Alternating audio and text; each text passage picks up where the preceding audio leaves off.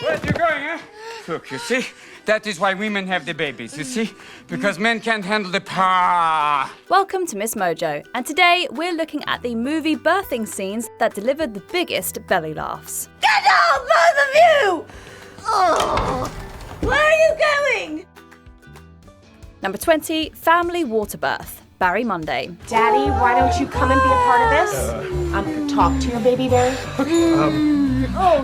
Hi, baby. I'm Barry Monday. I wish you all the best. Despite its talented cast, this film's premise is as bizarre as it gets. The titular character deals with losing his, family jewels while expecting a child with a woman he can't remember being with. Barry, our group provides support to help us understand what has happened to us. Considering all of this, the equally bizarre delivery scene does feel fitting. Caught off guard by the baby's sudden arrival, the parents-to-be are forced to improvise. Everything from screaming family members to annoying well noises get in their way. What the hell is this? It's whales in the ocean.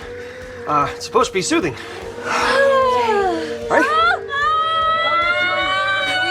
What? Here we go. What? Down. What are you saying? I can't hear you. What Just are you reach down, saying? just reach down. Still, everyone manages to pull together just enough for this wacky delivery to end on a heartwarming note. Number 19, 3 at a Time. My Baby's Daddy. This comedy centers around 3 friends on an outlandish road to fatherhood. So, an over-the-top birthing scene is just what the doctor ordered. You have a baby here? No one have baby here! The 3 becoming fathers at the same time is definitely a stretch, but that's the least of the film's concerns. As each expectant mother reaches her breaking point, the characters come up with wildly inventive and contrasting solutions. Talk to me. Say anything. 把屁股抬起来，跟我。 What? Well, that's what your daddy always tells me. Would you prefer a delivery room where everyone jams to their favourite song? Or is giving birth in a department store more your speed? Perhaps a home birth where the mum ends up biting the dad? Whichever works for you, the film has you covered with its hilariously absurd approach to the chaos of childbirth. Push it, girl. Push it, roll, roll. Push it, girl. Push it, girl. Push it, girl. Get your ass in there and get it on top. Number 18, Self-Delivery, Wanderlust. Starring Paul Rudd and Jennifer Aniston, Wanderlust follows their characters as they end up in a hippie commune. Embracing the free love lifestyle, Rudd is open to the advances of a woman he's attracted to. The only catch, she's in the middle of labour. While you might expect her to be in distress, it's Rudd who struggles to keep it together. Yes, I am, George. Oh, no. Stop doing that. There's nothing to stop, George. My baby's on its journey. Oh, my God. All right. I'll call the hospital. No need. I'm gonna do this myself. Then again, watching someone casually deliver her own baby isn't exactly something you see every day. The extreme contrast between their reactions leaves us in stitches, and just as the baby arrives, it's time for Rudd to pass out, providing the scene with the perfect climax. Are you okay? I'm passing out. Number 17, Home Delivery. Are we done yet? As it usually goes in movies, things get out of hand at the worst time. In this case, Ice Cube's wife goes into labour, forcing the family to have a home birth. Oh, Nick, I'm gonna kill you. For what? You did this to me. With help far away, the only option is to follow instructions over the phone. However, that proves easier said than done. With no stomach for this sort of thing, Ice Cube is more than out of his element. It isn't long before the protagonist loses consciousness, and we're wondering who really needs a doctor here. See if the first baby is crowning. Come on, man. What that mean? Can you see the baby?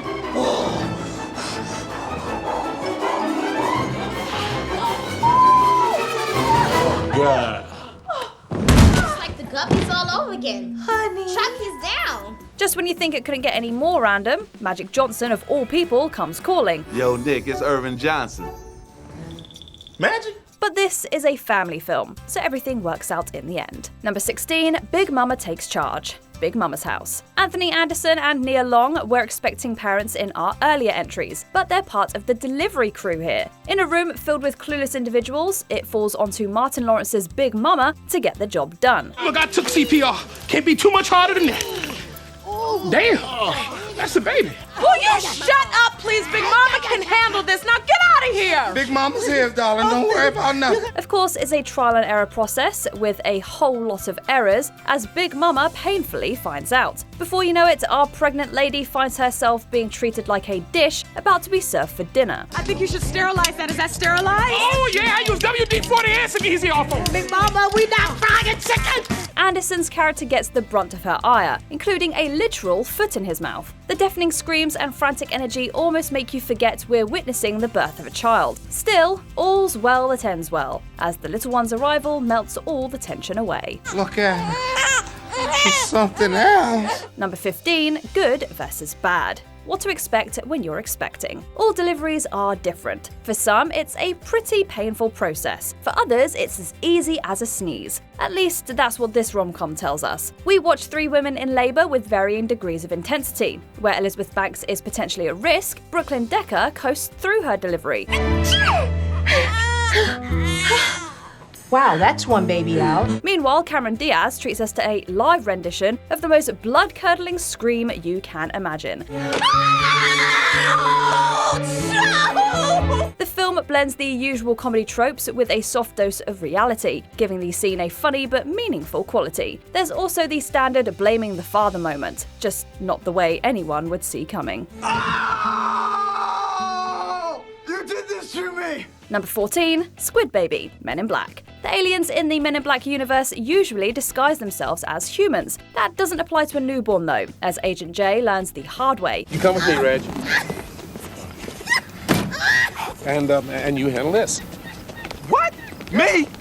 Yeah, it's easy. You just catch. While Agent K questions the father, Jay has to deal with the struggles of alien childbirth. Let's just say it doesn't go well. We're not sure what species it belongs to, but kudos to the mother for powering through. With a fixed camera in place, the scene comically contrasts K and the father's casual banter with Jay's desperate attempts to survive. It's all worth it though, as everyone welcomes the surprisingly adorable squid baby to the world. So does that technically make it an Earth baby? We'll let you decide. You know, it's actually kind of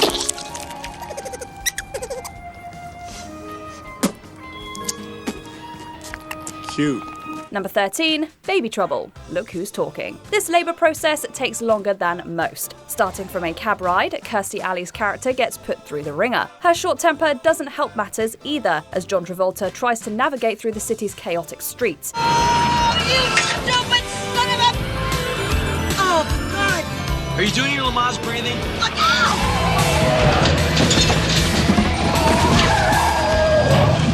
Come on, breathe deep, breathe deep. Try to help me, just drive. The comedy of errors continues at the hospital, from mistaking Travolta as the father to looking for a doctor. Unlike most comedies, there's no shrieking and thrashing during this birth. Instead, the film goes the other way, as both mother and baby's inhibitions fly out the window. Thank you a really lot.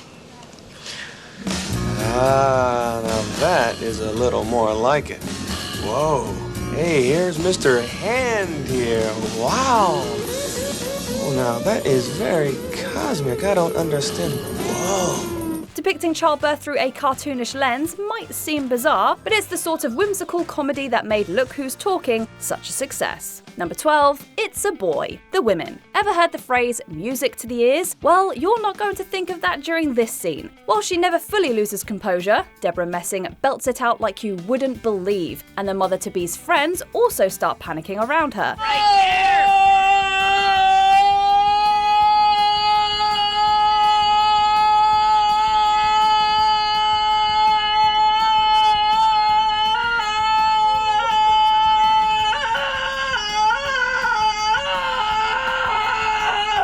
It's the point of the movie where all the plot threads resolve themselves, so tensions are running high. It might be difficult to keep up with all that's happening, but one thing's for sure, this kid needs to come out ASAP. Because he's a good man. He knew I loved him, and I love him, and he loves me, and we love the kids.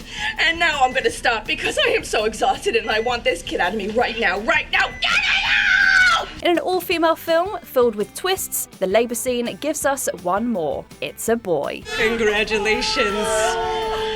It's a boy. Number 11, It's an Addams. Addams Family Values. If you think you know how movie labour scenes work, then you better think again. As they always do, the Addams family flips everything on its head. Thanks to their taste for the macabre, any chance of pain is a welcome prospect. You're in unbearable pain. Is it inhuman? My darling, is it torture? Oui.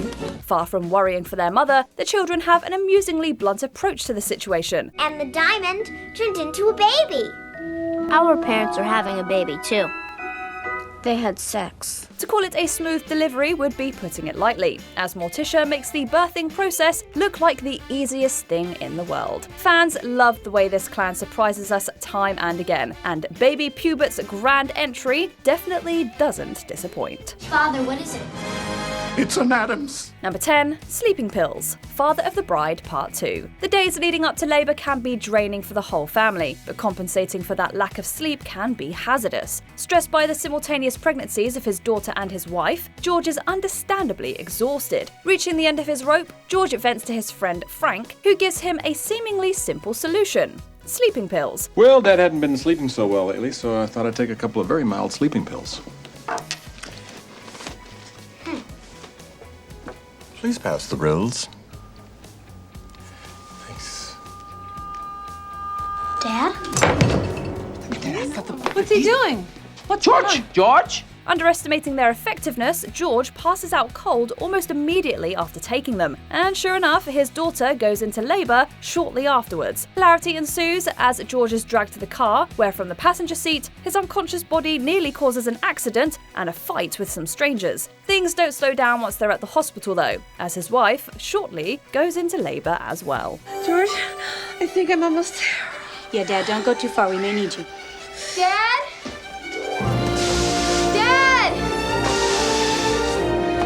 We're moving her into delivery.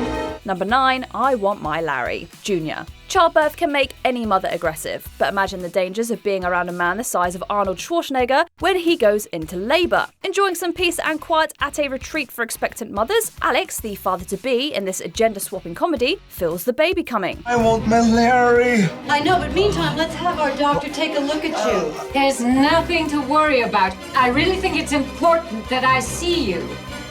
I don't want to see you. Suddenly, his not-so-elaborate female cover is a lot harder to keep up. Yet, when he starts yelling for Larry, it's with such intensity that no one would question the fact that Larry must be the father. It's Larry!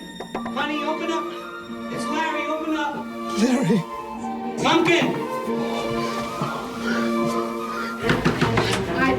All right.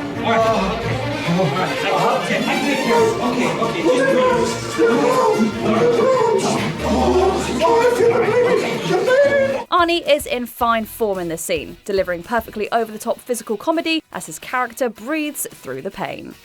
Breathe. Stop throwing at me. Number 8. A last-minute marriage. Lethal Weapon 4. When a pregnant woman makes a request, you should listen. That goes double when she's already in labour. By the time Riggs arrives at the hospital, Lorna is already deep into her contractions, and her demands kick into high gear. Clearly distressed, Lorna grabs another patient's IV before asking Riggs to marry her. No, I'm not going. Wait, wait, please, Riggs. Go get a minister. Now?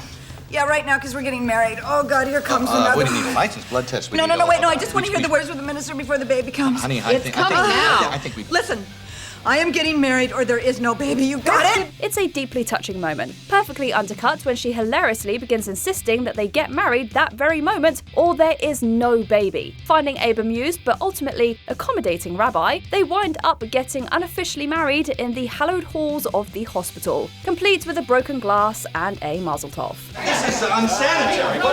What is this? You gotta break this glass. I get piss on my shoes. You gotta do this! Oh, okay. Okay, let's go. Number 7. The Miracle of Birth. Monty Python's The Meaning of Life. Opening their bizarre comedy on a memorable note, the Monty Python crew notice their delivery room is far too empty. Demanding handfuls of machines, including an expensive one and a beeping one, they clearly have a very detached understanding of their role as medical professionals, so much so that they initially forget that they need a patient. Jolly good. That's better. That's much better. Yes. More like it. Still something missing, though.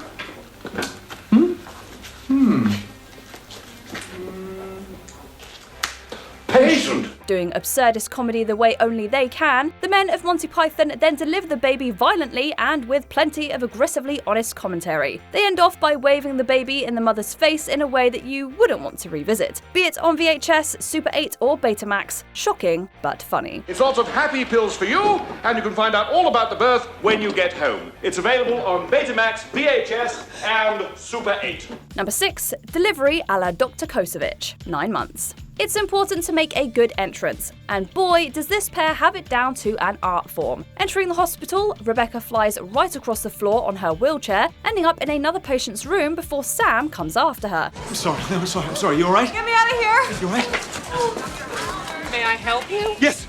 Rebecca Faulkner for Dr. Green. Her water's broken. Oh, I'll get the doctor for you, sir. Okay. Well, come on, move! Finding out that the inexperienced Dr. Kosevich will be handling the delivery, they whine and yell, scaring him into ranting about the packed hospital before admitting it's his first birth. Everybody is going into labor. Look around you. There are not enough doctors, there are not enough nurses, and there are not enough delivery rooms, okay? So unless you want to deliver this baby yourself, follow me! Oh! Oh, God. I'm okay.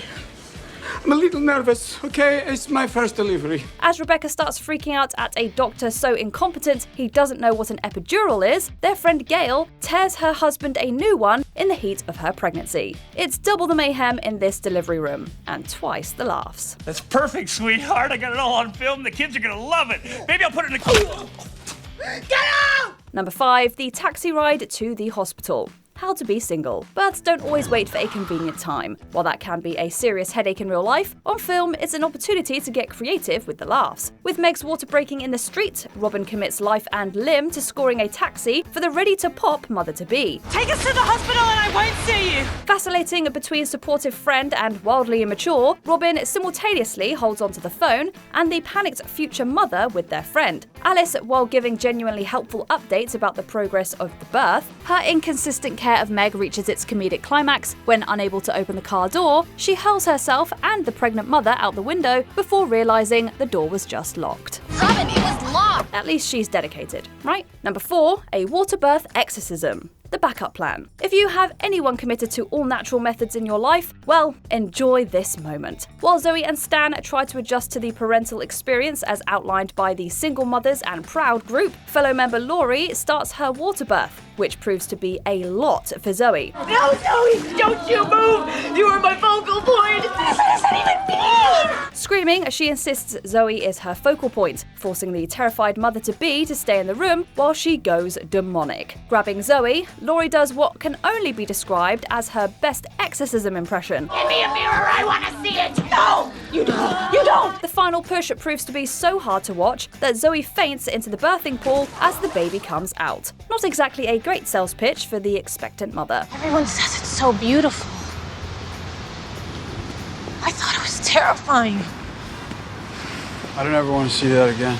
Number 3, Angie describes the feeling of labour. Baby mama. The universe has some very gross ways of getting people back together. After almost parting ways following a legal battle, Kate and Angie work together when Angie's water breaks. Angie is uncharacteristically serene, right up until her arrival at the emergency room, that is, when she gives one of the best hauntingly visual analogies for a birth ever. Yelling at cops and destroying hospital equipment on her way down the hall, she certainly manages to get the attention of the nursing staff. I want those drugs! Go! You'll never get me, pig! Ah! Get out of my way! Oh, God! Oh! Angie! Ah! Is that guy dead? It's the chaos, beauty, and humour of birth served up all at once, as only Amy Poehler and Tina Fey could present it. Kate, I'm so glad you're here. You don't look good, by the way. I'm still a little dizzy. Okay. Hey, give me a big one. Big one.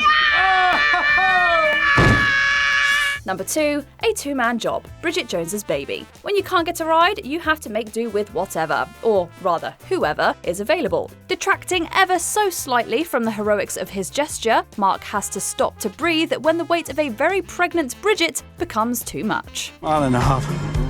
Here you go. Are you okay? It's probably best I don't talk too much. He's finally relieved by Jack, who smugly takes over before realising exactly what he's signed up for. I got this. Oh, thank you. I got this. Oh. Okay. Oh. Jesus. Jesus. Jesus! This is a two-man job. Calling Mark back for what he calls a two-man job, the pair finally gets Bridget to the hospital before getting stuck in the doors. Twisting her inside, they arrive so exhausted they almost throw her on the counter. It's unglamorous, but then again, Bridget's life has always been a comedy of errors. Before we continue, be sure to subscribe to our channel and ring the bell to get notified about our latest videos. You have the option to be notified for occasional videos or all of them. If you're on your phone, make sure you go into your settings and switch on notifications. Number 1. Alison, the mother of all mothers, knocked up. A word of advice: don't critique a pregnant woman. Alison is already far along when the doctors come in to help. Pleading for an epidural, Alison insists that she can stop the birth just to make sure she can get one, even though it's clear she's past the point of no return. Past the point of an epidural, okay? The cervix is fully dilated. No, seriously! I want an epidural. I know there's time. We can't give you the epidural. Take the time. I'll make sure it doesn't come out. I'll push you. As she expresses her pain like a banshee, one of the doctors tries to get her to bring it down a notch, which proves to be a big mistake. Barely able to keep it together, she focuses all of her rage and yells Jay right out of the room. What do you look like? I shouldn't have gone in there. Don't go in there. Promise me you don't go in there. Alison owns that delivery room, which is a point she makes hilariously clear to every man in there. Which labour scene had you belly laughing? Let us know in the comments. You okay? No, I just lost a little blood. Everybody relax. Just relax. We need to find a hospital, okay? Do you agree with our picks? Check out this other recent clip from MsMojo. And be sure to subscribe and ring the bell to be notified about our latest videos.